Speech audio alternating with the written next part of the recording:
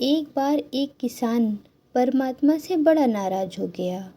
कभी बाढ़ आ जाए, कभी सूखा पड़ जाए, कभी धूप बहुत तेज हो जाए तो कभी ओले पड़ जाए। हर बार कुछ न कुछ कारण से उसकी फसल खराब हो जाती थी।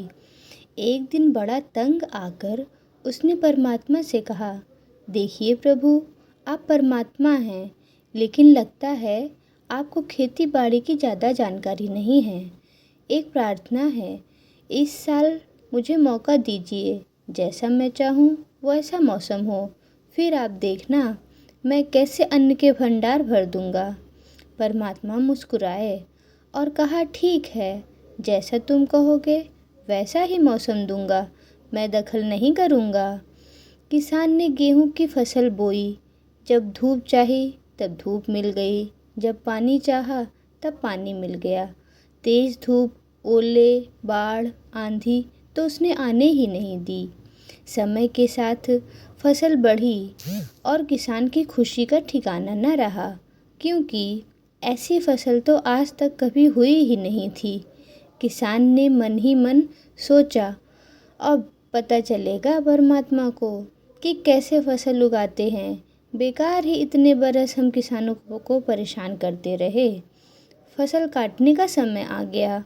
किसान बड़े गर्व से फसल काटने गया, लेकिन जैसे ही फसल काटने लगा, एकदम से छाती पर हाथ रखकर बैठ गया।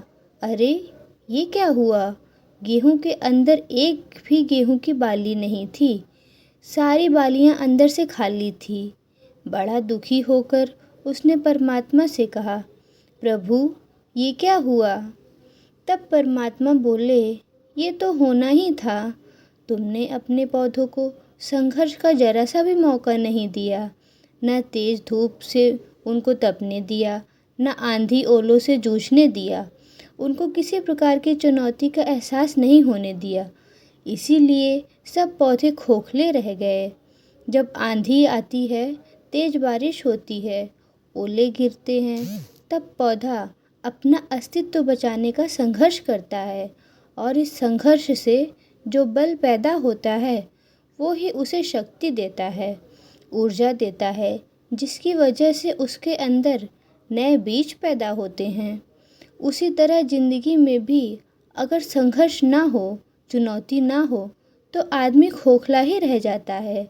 उसके अंदर कोई गुण नहीं आ पाता। ये चुनौतियाँ ही हैं जो आदमी के अंदर ऊर्जा पैदा करती हैं, उसे जीने का, कुछ कर दिखाने का मकसद देती हैं, हर दिन एक नया काम देती हैं। सोचो, अगर ये सब ना हो तो ज़िंदगी कैसी होगी? इसलिए चुनौतियों से डरो या भागो नहीं, बल्कि उनसे कुछ नया सीखने की कोशिश करो। जैसे सोना आग में तप कर कुंदन बन जाता है, इसी तरह से इन चुनौतियों में खुद को तपाओ। फिर देखना आपका जो व्यक्तित्व सामने आएगा, जिसे दुनिया सलाम करेगी और आप खुद उससे प्यार करेंगे।